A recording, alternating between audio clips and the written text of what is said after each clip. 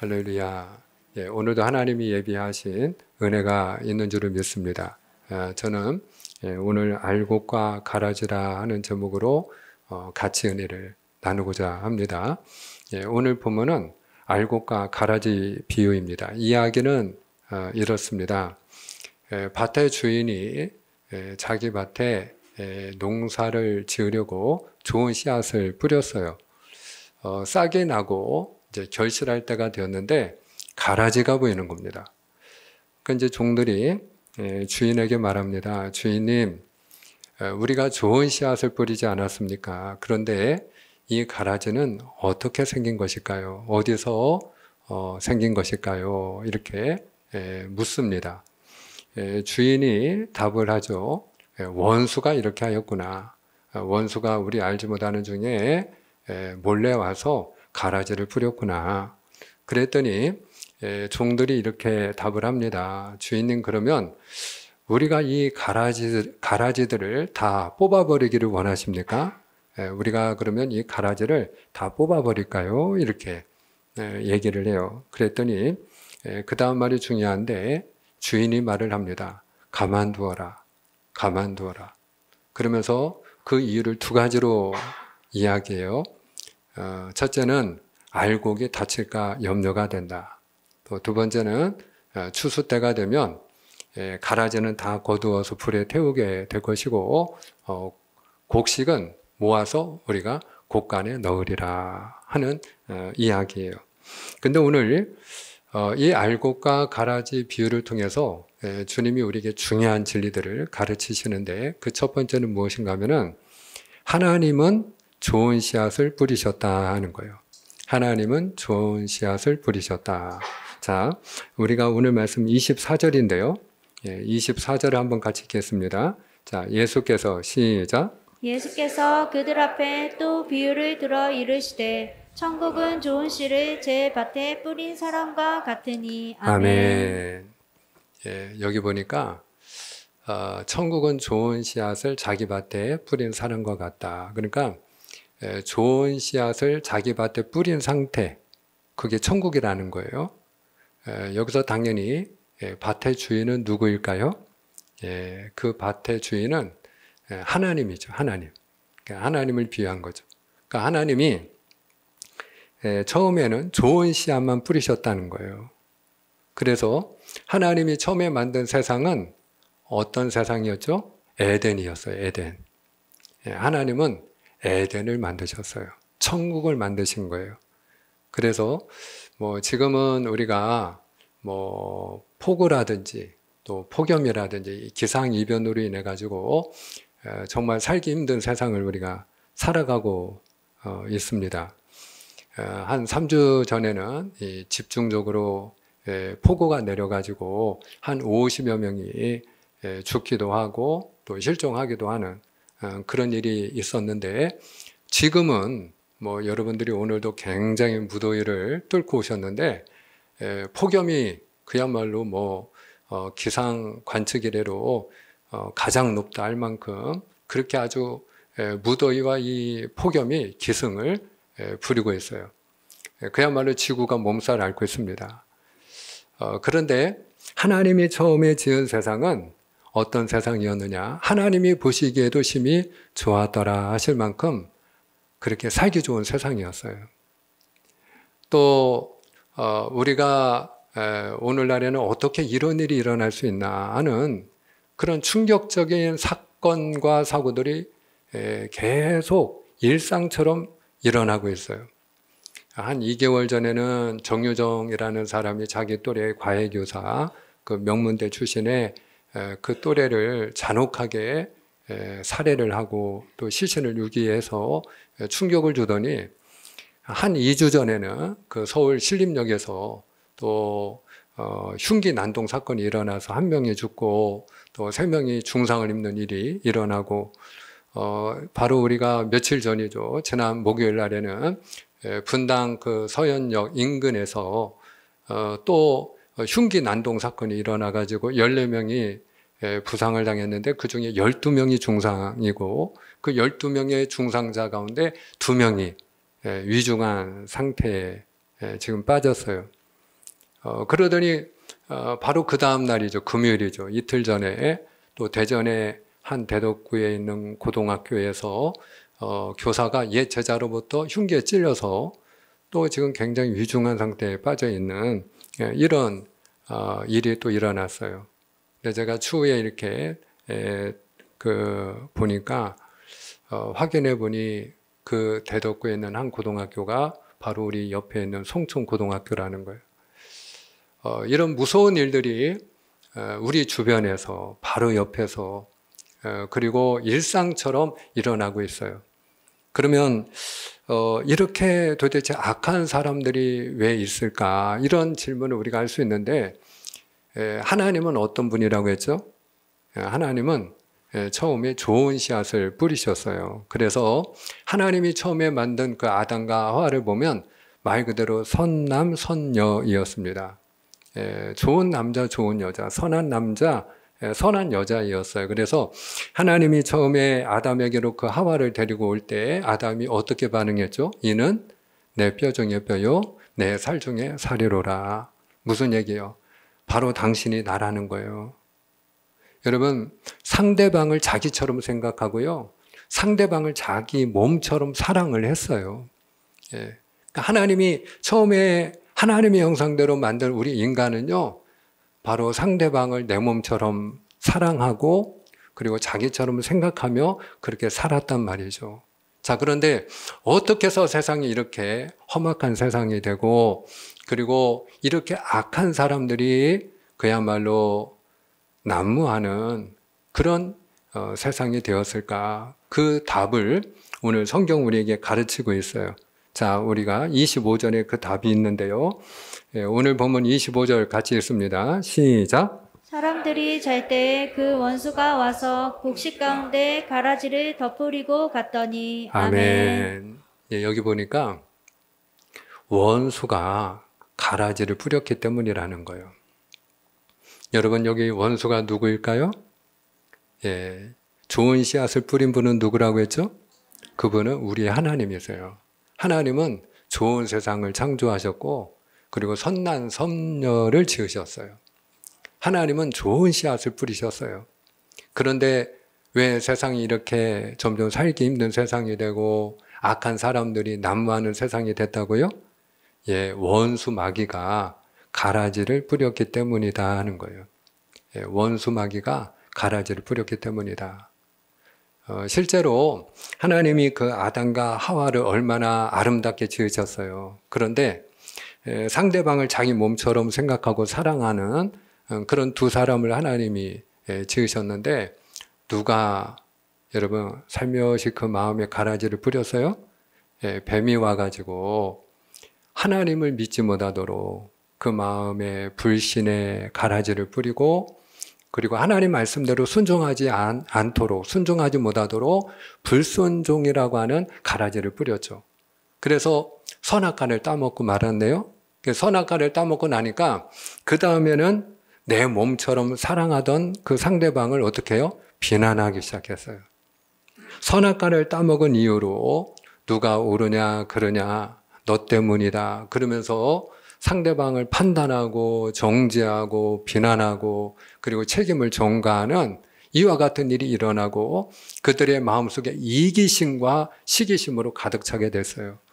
자, 그 결과 그와 같은 가라지와 같은 마음을 가지고 그들이 두 아들을 낳았더니 여러분 하나는 알곡이 태어났는데 하나는 가라지가 태어나지 않았습니까? 알곡은 아벨이고 가라지는 누구일까요? 가라지는 가인이죠. 가인. 그 아벨의 형이었던 가인이에요. 우리가 일반적으로 이제 보통 뭐 여기 있는 저나 여러분의 경우에는 뭐 형제나 남매가 다 있죠. 그런데 내가 여러분 어려운 일을 당하고 또 내 형편이 아무리 힘든 가운데 있다 할지라도 형제가 같이 망해야 좋아요? 아니면 형제라도 잘 돼야 좋아요? 그렇죠. 아멘이죠. 여러분, 알곡 같은 마음을 가진 분들은요, 그런 것 같아요. 나는 힘들고 나는 어렵다 할지라도 형제라도 잘 되면 기뻐하는 줄을 믿습니다. 그 형제를 오히려 축하해주고 그리고 그 일로 인하여 감사하고 그러는 거죠. 근데 여러분 가라지 같은 마음이 있으면 그러면 그 상대방이 잘 되는 걸 시기하는 거예요. 그래서 비록 하나님이 본인이 드리는 제사는 받지 않았다 할지라도 그 동생 아벨이 드린 제사를 하나님이 받아 주셨으면 그러면 그 동생의 제물을 받으신 하나님 앞에 본인이 그것도 감사하고 또 그 동생 아벨에게 축하해 줘야 될 일이잖아요. 그런데 어떻게 했어요? 그 마음에 시기심이 가득하니까, 이기심이 가득하니까, 그러니까 그 동생을 때려 죽였어요. 여러분. 그러니까 우리가 이와 같은 일들이 왜 일어났죠? 뱀이 와서 가라지를 뿌렸기 때문이에요. 원수 마귀가 가라지를 뿌렸기 때문이에요. 자, 그래서 종들이 얘기를 합니다. 주인님, 그러면 우리가 이 가라지 다 뽑아버릴까요? 당연하죠. 여러분, 가라지가 있으면 눈에 보이면 뽑아야 될 거 아니에요. 자, 근데 그 다음에 주님이 하신 말씀이 너무너무 중요해요. 너무너무 중요합니다. 자, 우리가 들어야 될 말씀이 29절, 30절에 있어요. 자, 제가 29절을 읽고 여러분이 30절을 읽습니다. 주인이 이르되 가만두라. 가라지를 뽑다가 곡식까지 뽑을까 염려하노라. 둘 다 추수 때까지 함께 자라게 두라. 추수 때에 내가 추수꾼들에게 말하기를 가라지는 먼저 거두어 불사르게 단으로 붓고 곡식은 모아 내 곡간에 넣으라 하리라. 아멘. 자, 먼저 29절을 보시면 여러분 가만두라는 거예요. 가라지를 뽑으라는 거예요? 아니면 말라는 거예요? 가라지를 그냥 내버려 두라는 거예요. 그러면 가라지를 뽑지 말라고 하시는 이유가 무엇입니까? 두 가지를 말씀하고 있어요. 첫 번째는 뭐예요? 알곡까지 다친다는 거예요. 알곡도 다친다. 알곡도 다친다. 여러분, 가라지는요, 쭉정이하고는 달라요. 쭉정이는 그 벼에 알맹이가 없는 거죠. 그게 쭉정이죠. 근데 가라지는요, 쭉정이가 아니고요. 이건 독보리입니다. 독보리. 그러니까 이 가라지에는요, 독이 있어요. 독이. 독이 있는데 그 싹이 나고 자라날 때는 밀이나 보리하고 구분이 안 돼요. 그러니까 이거 가라지 같은 데하고 뽑으면 어떻게 돼요? 알곡을 뽑을 수 있는 거예요. 또 우리가 이제 결실할 때가 되면 거기 이제 이삭이 맺잖아요. 그러면 가라지는 거무스름하기 때문에 표시가 나요. 구분이 됩니다. 그러면 이제 우리가 그 이삭이 맺었을 때 그때 이제 결시기에 가라지를 뽑아버리면 되겠죠? 안 돼요. 경험이 많은 농부는요, 그때도 추수 때까지 내버려둬요. 왜 그러냐? 그 뿌리가 엉켜 있기 때문에 그래요. 이 가라지의 뿌리하고 알곡의 뿌리가 서로 엉켜 있거든요. 그러니까 이 가라지 뽑다가 뭐도 뽑아내요? 알곡도 뽑게 되는 거예요. 그러니까 알곡도 다친다는 거예요. 근데 저는 이 가라지를 뽑는 일이 뭐냐라고 할 때 판단하고 정지하는 일이라고 생각을 해요. 저거 가라지 아니야? 여러분, 교회는 어떤 곳이라고 세상 사람들이 주로 얘기를 하느냐? 우리는 살아계신 하나님의 집이고 주님의 몸된 교회고 은혜가 있고 뭐 우리는 축복의 통로로 그렇게 고백을 하죠. 근데 세상 사람들은 교회를 말이 많은 곳 이렇게 이야기를 하더라고요. 그러면 여러분 말이 많다고 할 때는 사랑의 말이 많다는 얘기예요? 아니면 서로 판단하고 그리고 뒤에서 얘기하고 수근수근하는 말이 많다는 거예요? 여러분 판단하는 말이 너무 많다는 거예요. 뒤에서 자꾸 아무개 집사는 뭐 이게 문제고 아무개 권사는 이래서 안 되고 누구는 내가 볼 때는 쭉정이 같고 뭐 가라지 같고 뭐 이러면서 상대방에 대해서 자꾸 뒤에서 말을 하는 거예요. 그 사람이 하는 말이 옳은 말이냐 그른 말이냐 정말 그 말하는 상대방이 쭉정이냐 가라지냐 알곡이냐는 중요하지 않아요. 여러분 이렇게 교회가 말이 많은 교회가 되면, 그리고 판단하는 말이 막 가득 차는 교회가 되면, 그러면 누가 다친다고요? 알곡신앙을 가진 사람도 다칩니다. 알곡신앙을 가진 사람도 다쳐요. 그래서 오늘 주님은 가만두라는 거예요. 너희가 판단하지 말라는 거예요. 때가 되면 누가 판단하신다? 하나님이 판단하신다는 거예요. 자, 우리가 고린도전서 4장 5절에 주신 말씀인데 같이 한번 읽기 원합니다. 너무 귀한 말씀인데 고린도전서 4장 5절입니다. 시작. 그러므로 때가 이르기 전 곧 주께서 오시기까지 아무것도 판단하지 말라. 그가 어둠에 감추인 것들을 드러내고 마음의 뜻을 나타내시리니 그때 각 사람에게 하나님으로부터 칭찬이 있으리라. 아멘. 주님이 오시는 그날까지 판단하지 말라는 거예요. 저게 쭉정인가 가라진가 저거 알곡 아닌 것 같은데, 우리가 그 상대방에 대하여 함부로 판단하지 말라는 거예요. 한번 따라합니다. 함부로 판단하지 말라. 가만두라는 거예요. 내비두라는 거예요. 왜? 내가 가라지를 뽑아내야 된다고 생각하는 그 순간부터, 그래서 내가 판단하는 그 순간부터 누구도 다친다고요? 알곡도 다친다는 거예요. 알곡도 다친다. 두 번째로 우리가 가만두어야 되는 이유가 있어요. 가라지를 뽑지 않고 내버려 둬야 되는 이유가 있는데 그 이유가 무엇이라고 이야기해요? 오늘 30절입니다. 30절. 본문 30절에 보니까 때가 되면 어떻게 가라지는 모아서 불에 태우고, 그리고 곡식은 모아서 곡간에 다 넣는다는 거예요. 여러분, 이 이야기가 뭐예요? 하나님이 때가 되면 심판하신다는 거예요. 따라합시다. 때가 되면 하나님이 심판하십니다. 그래요. 하나님이 때가 되면 판단하시고 하나님이 심판하신다는 거예요. 너가 가라지를 뽑으려고 하지 말라는 거예요. 다윗을 잘 알고 있죠? 자, 그런데 그 다윗에게 가라지는 누구였을까요? 사울 왕이었어요. 근데 그 가라지와 같은 사울 왕을 다윗이 뽑아버릴 수 있었어요. 그런 기회가 2번이나 있었어요. 그냥 자기 눈앞에서 그냥 손을 들어서 내리치기만 하면 그 가라지를 얼마든지 뽑아낼 수 있었어요. 얼마나 다윗을 죽이려고 쫓아다녔어요. 그건 분명히 누가 봐도 가라지거든요. 악한 영에 사로잡힌 자가 가라지 아닙니까? 사울이 바로 가라지였어요. 누가 뭐라고 해도 그건 뽑아내야 되는 거예요. 그런데 다윗이 그 가라지를 뽑아내지 않아요. 여러분, 하나님께 그 사울을 맡기지 않습니까? 때가 되면 하나님이 판단하시고 하나님이 심판하사 하나님께서 그 사울을 제하시고 다윗을 왕으로 세우신 줄로 믿으시를 바랍니다.